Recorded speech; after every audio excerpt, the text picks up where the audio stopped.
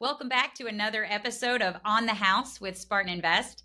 Really excited about today's guest. His name is Dustin Heiner, and he is a coach in the real estate investing space. He's the founder of Master Passive Income Real Estate Wealth Builders Conference, and then also successfully Unemployed. We were just discussing this, Dustin, on how I was going to say Master Passive instead of Massive. I almost nailed it. I almost nailed it. Thank you so much for joining us today. Thank you, Lindsay. I really appreciate you having me on the show. And I love that, real estate investing has afforded me to change my life where I don't have to work anymore. I go to the gym, hang out with my family, and then come on podcasts and talk to great people and great companies like you guys. And so I really appreciate you having me on. I've very much enjoyed seeing the pictures of your family at all the places that you've traveled. That's on your website, and we will definitely provide your website in our show notes. But that was just amazing to see. As someone with 3 kids, I love to travel with my kids as well, and real estate has afforded me that same opportunity. We haven't checked as many boxes as you guys have. You guys have been everywhere. What was really fun was my wife loves to travel too. And so we just decided we're going to do the things that we love and just bring our kids along. And we homeschool. Well, let me take that back. My wife homeschools. I have the easy job of making money. She's got her job of homeschooling the kids. And we just took them along with us, and they got to see so much culture in all the different countries. We went in 2018, 11 different countries on a 6-week trip Oh, because wow. I had real estate. I literally didn't even look at my properties, didn't talk to my property managers, because as I built the business, which everybody heard me say this over and over again, if you're going to invest in real estate, you need to build a business so that it runs itself. Because I did that, I literally didn't even think about my business and just continue to travel. Man, kudos to you guys and to your wife too, because that is the hard job. Homeschooling couldn't do it. Cool. She's a hero in my book. So tell us how you got into this space. Kind of give us your story or your journey. Yeah. So I, just like everybody, was taught the same plan. We're all taught this. So you go to school, you get good grades, and then you take those good grades, and then you hopefully go to a college, university, and get thousands and thousands of dollars into debt and get a piece of paper called a degree. And then you go and try to find a job, or a quote unquote career at a company.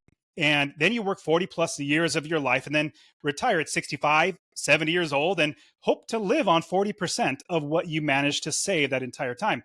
Well, I'm doing that, following the exact same path. In fact, I get the most stable, secure job you could ever think of. I was living in California at the time, working at a local county government and doing IT. So California is not going away, government's not going away at all, and IT wasn't going away. So get the most stable, secure job.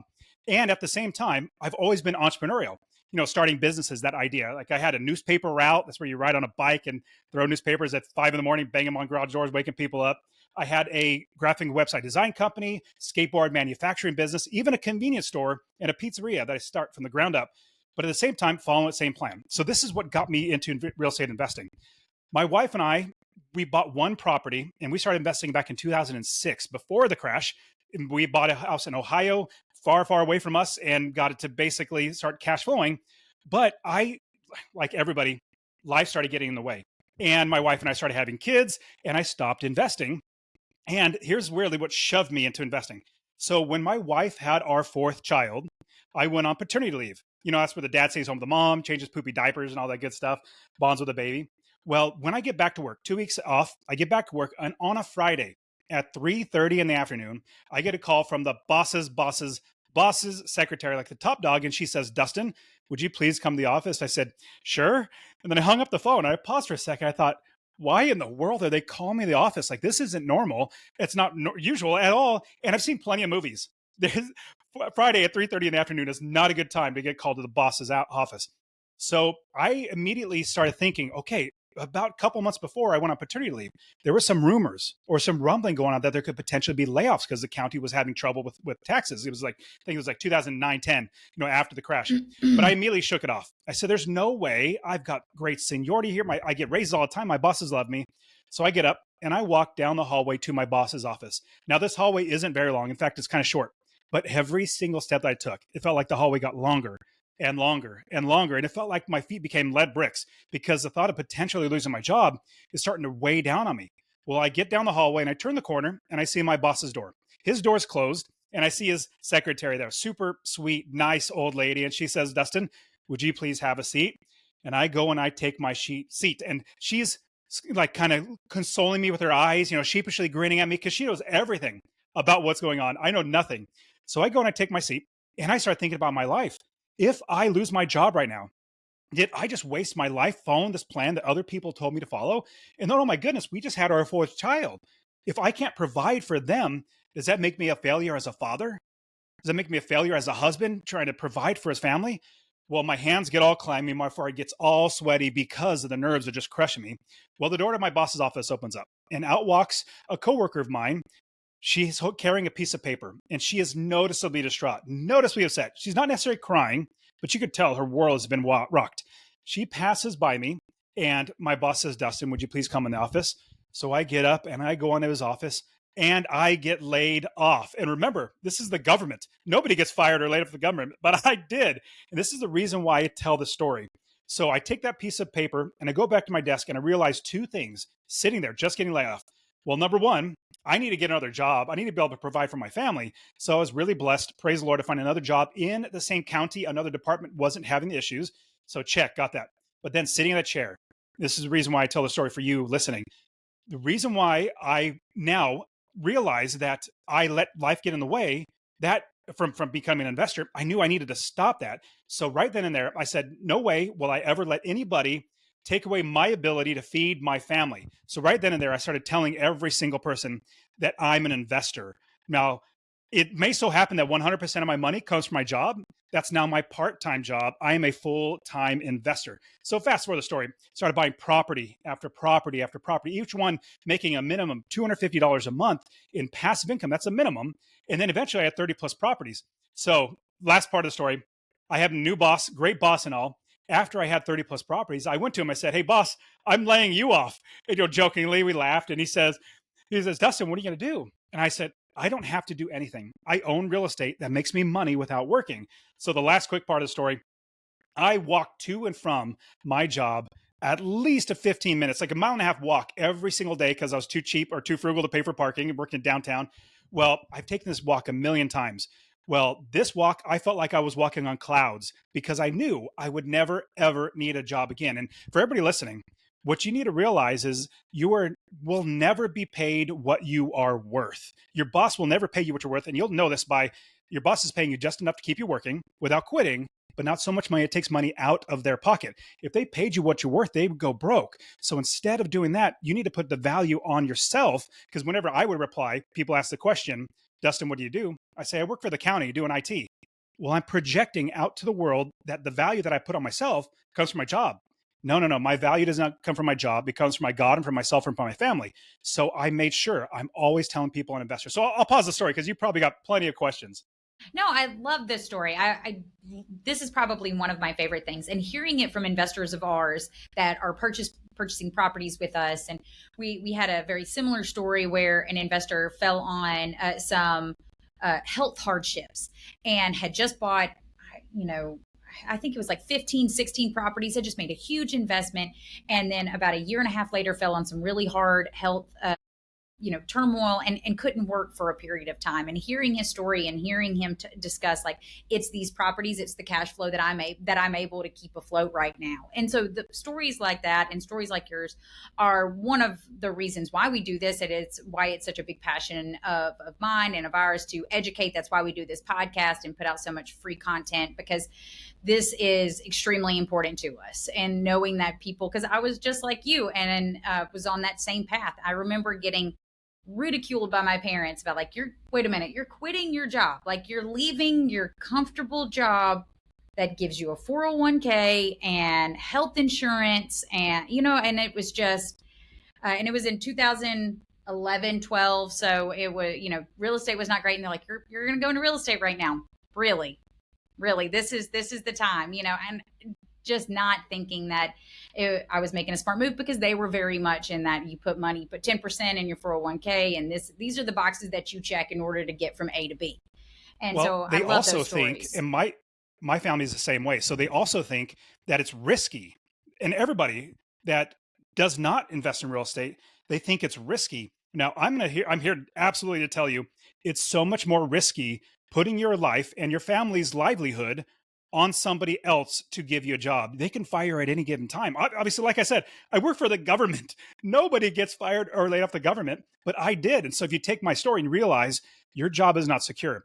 In fact, I found it's so much more risky working for somebody else than me going ahead and buying one property, proving out the concept for myself because I needed to make sure that it worked. When it started working, then I bought the next property and then it started next property. Now there's lots of hiccups along the way. In fact, when I said earlier, I talk about building the business first. My first property, and another reason why I slowed down on buying the properties before I lost my job, was because my property manager started stealing from me within 6 months because I had no clue what I was doing.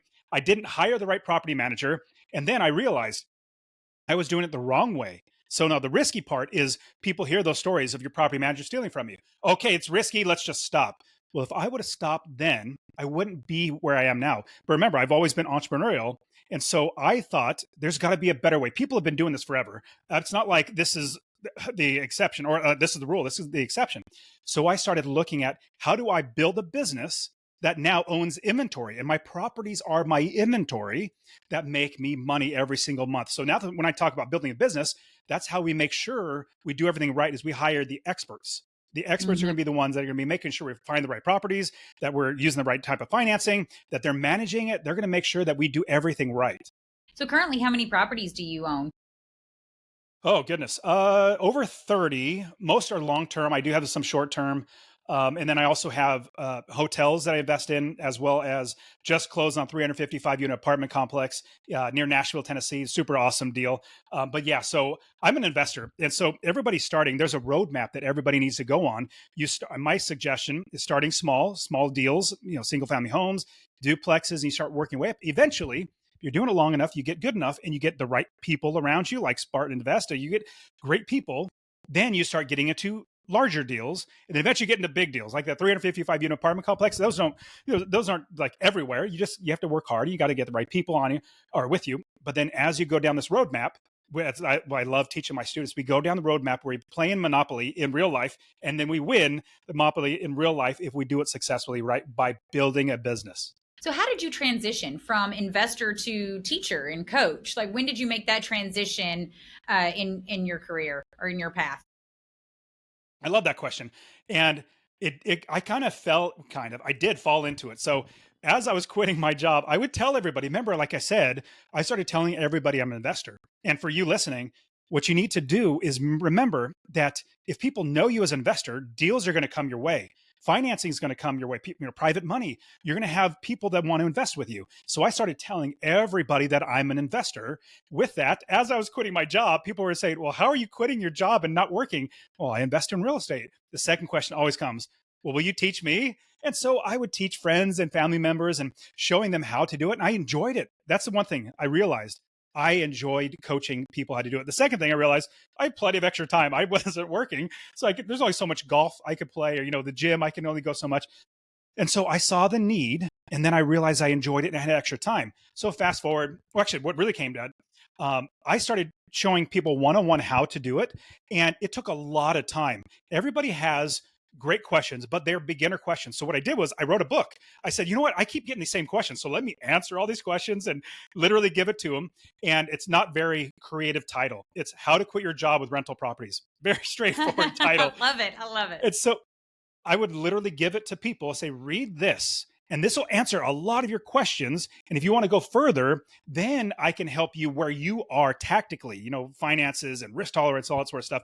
But then fast forward, wrote the book, found I enjoyed that, wrote a couple more books, and then started a podcast, right? Where Master Passive Income podcast is now over 2 million downloads. That's just great. helping people. Started in 2015, 16.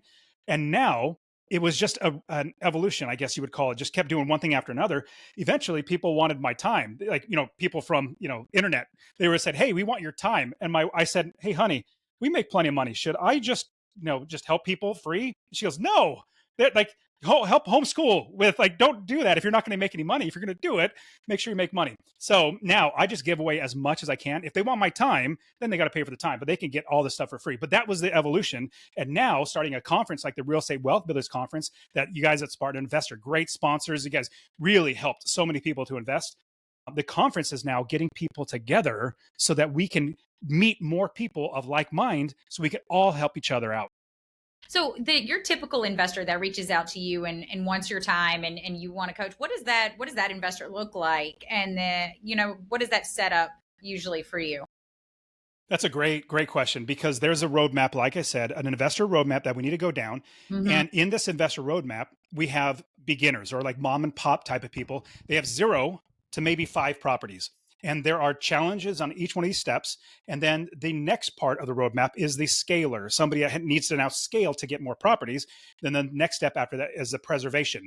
You now are getting bigger deals. You're trying to figure out how to get out of paying the taxes legally. You're trying to pass it down to your generational wealth.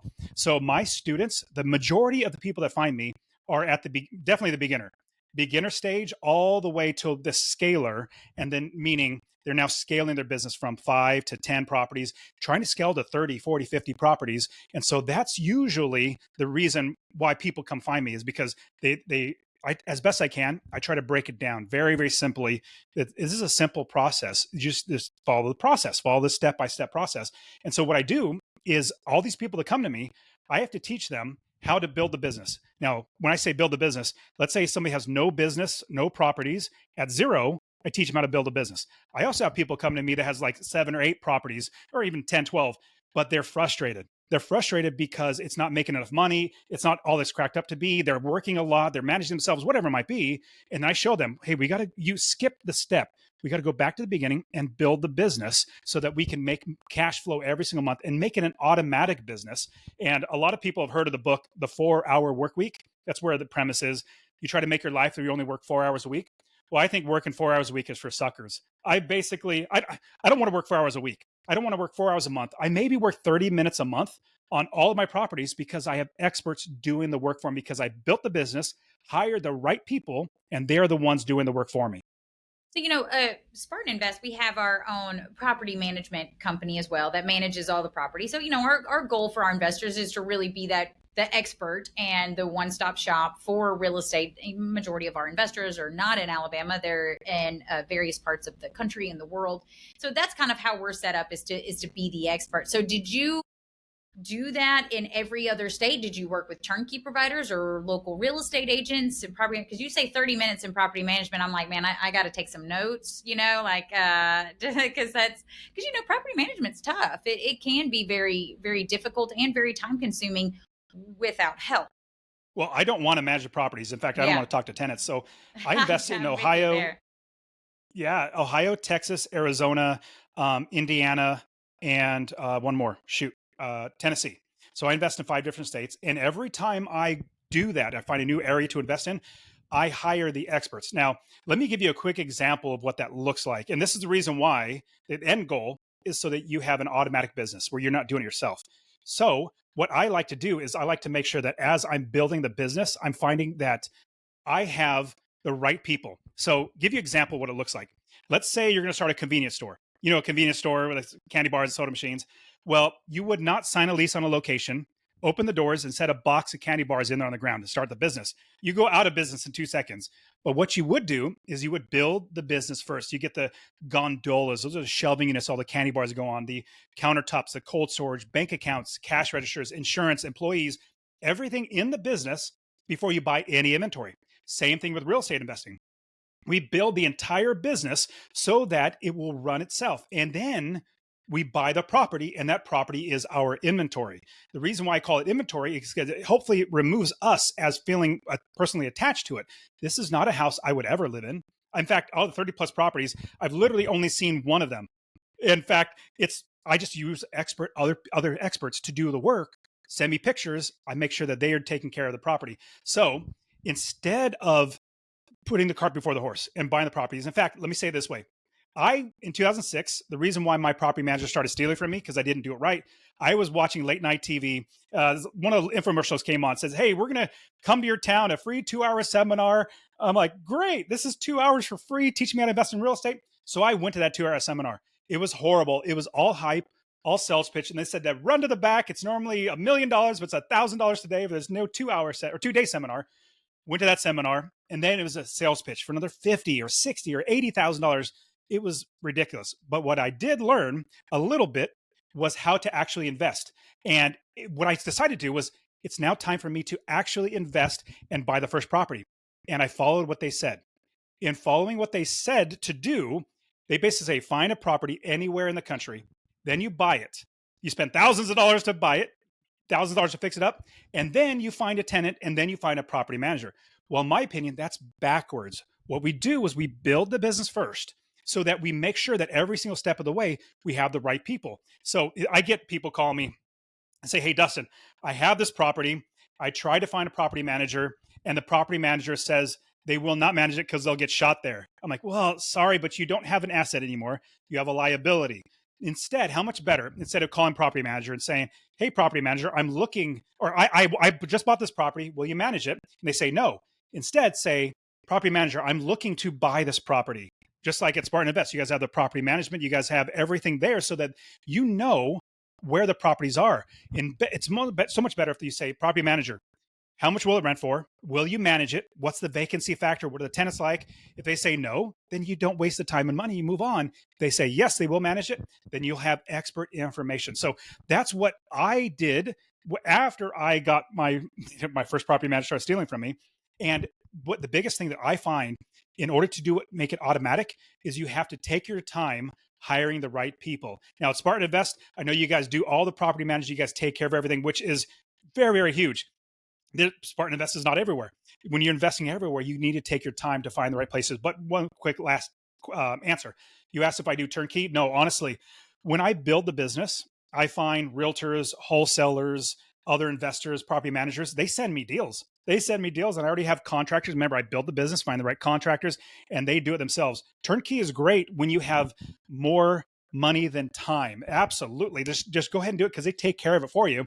Also, if you're an investor too, you need to learn how to do it yourself. And if you have the right people in place, you're going to be able to do it yourself as well. Yes, and that's the bulk of our investors are your first time. Hey, they're starting to build their portfolio. They're in that very first initial stage. And one thing that you said that I really want to highlight is when you're calling property management companies, and I've heard this before as far as scams, you're calling property management companies, whether it be ours or if you don't use us, or if you're looking in states, please ask those questions. Ask those questions as far as vacancy, maintenance, what the rent range is, what their process is, because it's actually really surprising how many property management companies don't manage their properties from a metric driven standpoint and don't know those KPIs, because it's going to be really difficult to determine how your property is going to perform long term if you can't accurately gauge what your vacancy is, what your maintenance ratio is going to be, et cetera, et cetera. So I like that. Please always ask, whether it's us or not. If you're getting into real estate, please always ask property management. And on top of that, I created, I think it's a list of like 25 questions that and answers that I would always ask every property manager Oh, that's before I great. bought the property. And yeah, I just give it to all my students. I say, hey, here's a list. You ask all these questions. And what's really, really interesting is when I first, just like most people, I did the same thing. And everybody, just about every investor. So you and I are talking a lot about property management, but most likely, if they're not in, person listening is not an investor, they're thinking, well, property management is great, but I need to know how to get money for it. I need to know how to find the property. Well, Spartan Invest has the properties there, but if you're in other cities and states, well, how are you going to find the property? So usually the most downloaded things on my YouTube channel or the podcast is how to find and finance. But I'll be completely honest. If you do it right and you build the business, that is literally the last step. Financing is everywhere. If you are an investor, you have a good deal, you're going to get financing. Trust me, I'm an investor. I've done this so many times. I've actually coached almost over 1,000 people now how to do this. And then finding properties. It is so easy to find properties. In fact, here's my coffee. So in the morning, I'll just drink my coffee, look at my email, and go back to work. Or, sorry, not go back to work. Go back to play with my kids because I don't have to work. My email, I get properties all the time from wholesalers, other investors. So when I tell you that the reason why Lindsay and I are talking about property management is because if you are not going to perpetually make money throughout the rest of the time that you own this property, you're going to be losing money. And you don't go into business to lose money. In fact, one quick last thing I'll say is if you had a candy bar business, this is the reason why I talk about building the business. Let's say you're buying and selling candy bars, and you can buy a candy bar for 50 cents. You buy for 50 cents and you know all day, every day you could sell it for $1 without a shadow of a doubt. You're like, that's great. I'm going to sell as many as I can. Well, what if you don't even have 50 cents? Because you don't have that money for some whatever reason. The great thing about real estate investing is you can borrow that money to buy that candy bar. Now, let's say you borrow 50 cents and it costs you 25 cents to borrow that money to buy the candy bar, but you still sell it for $1. You're making 25 cents every single candy bar. So you go into business to make money. In real estate, sadly hear some people say, go into business to get appreciation because that's where, no, you can't eat appreciation, number one. But number two, just like at a candy bar, if you bought a candy bar for $2 and could only sell it for $1, would you run that business? Would you operate that? No, you wouldn't, because you're losing money. You're not in business. So I need everybody to realize, even though you're an investor, I had to make the switch in my head. Even though you're an investor, what it really comes down to is you are a business owner. When you're a business owner, you're no longer a mom and pop, which means you're managing it all yourself. You're getting contractors. You might even go over the house and fix the toilet yourself. In fact, the reason why I only work 30 minutes a month is because I hired experts. They are the ones that are doing all the work. And I just look at the statements and make sure that everything looks good. And I go right back to playing with my kids. So, what would you say? I know you just briefly talked a little bit about, people's train of thought, and that, oh, the property management is decisive. I want to learn more about finding the property and financing the property. But outside of that, what would you say is the most common misconception of the buy and hold model? Well, the common misconception currently is from all these TikTok and Instagram gurus that are saying, and they started 2021. Oh, I bought 3 short-term rentals. I paid $800,000 for each one, and I'm making $1 million a month. You should follow me. Come pay. That's the biggest misconception, that short-term rentals are exploding right now, meaning exploding in a bad way, or imploding. It's going in the negative way. In fact, short-term rental property, Airbnb, that company is one of the biggest ones. The stock dropped like 20% in the last like month, I think, because they're saying that demand is slowing down. There's so much right now in inventory. When I say inventory, think of Arizona alone has 50,000 Airbnb or short-term properties.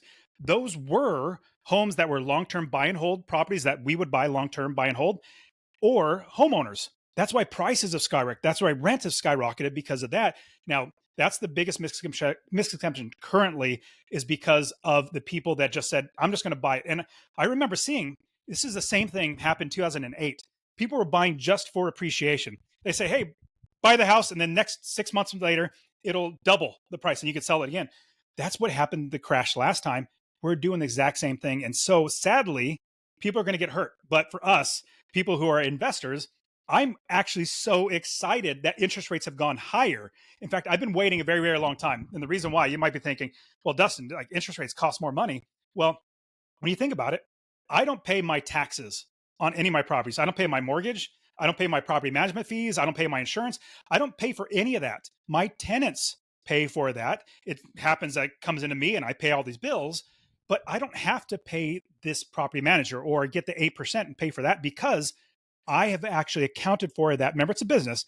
I accounted for that expense before I bought it. So, I'll give you an example. I just bought a $420,000 short-term property. I'm actually having it midterm as well. So either way, I make money. If it's long-term, I'll still make money because I made sure I could do that before I bought the property. But I make more money in short-term.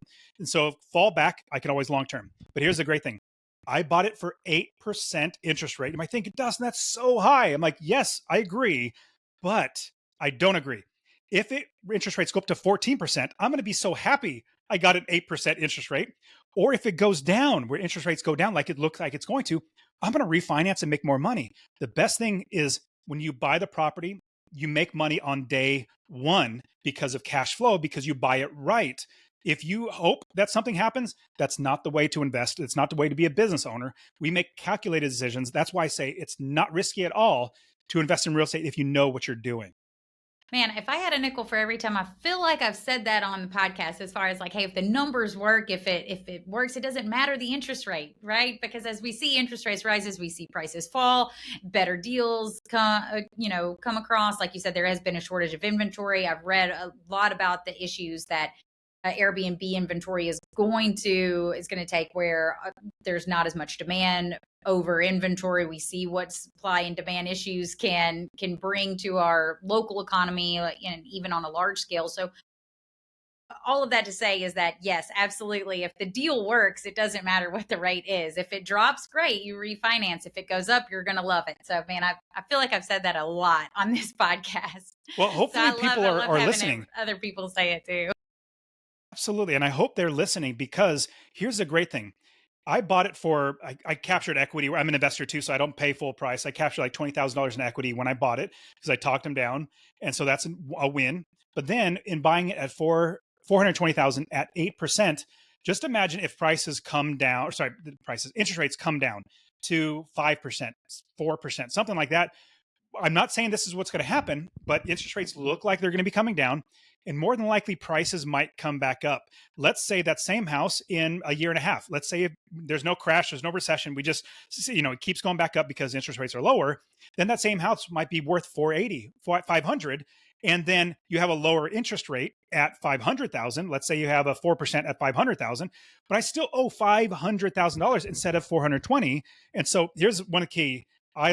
One saying that I absolutely love: you do not wait to buy real estate.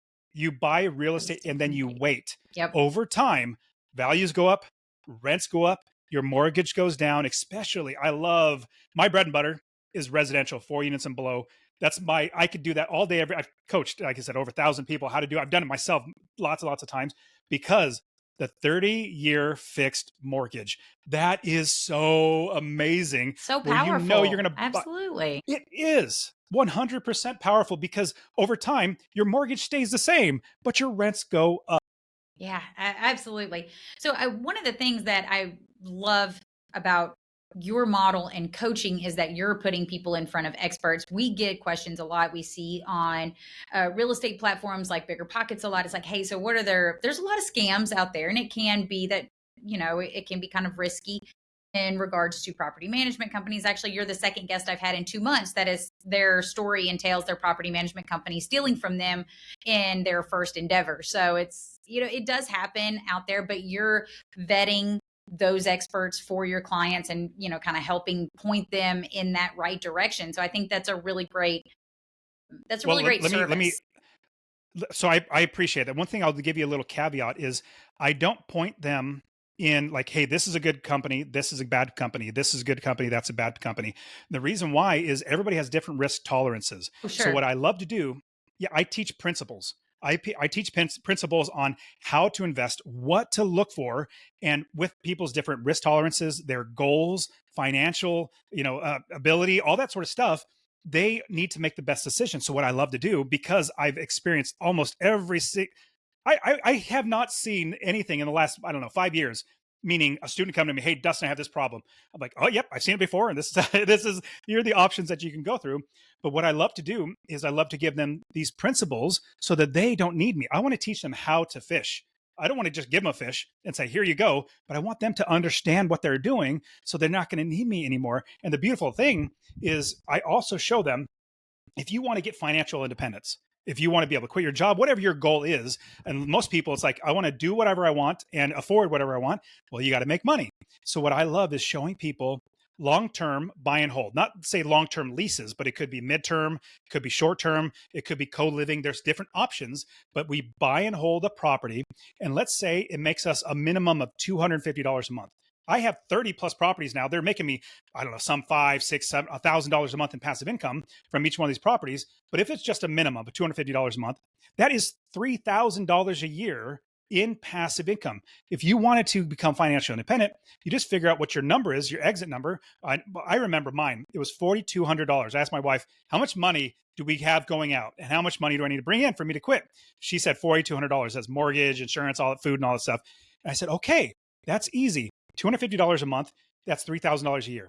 10 properties, that's $2,500 a month. That is $30,000 a year without working.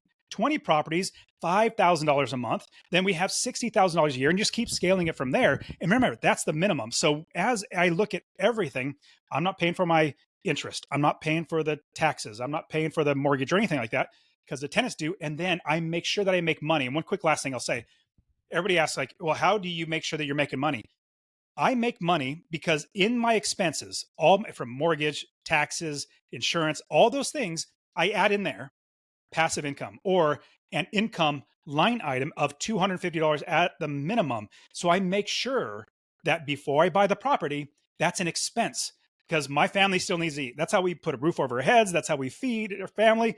That expense that I cannot forego. I don't wonder if I'm going to make money. I know I'm going to make money.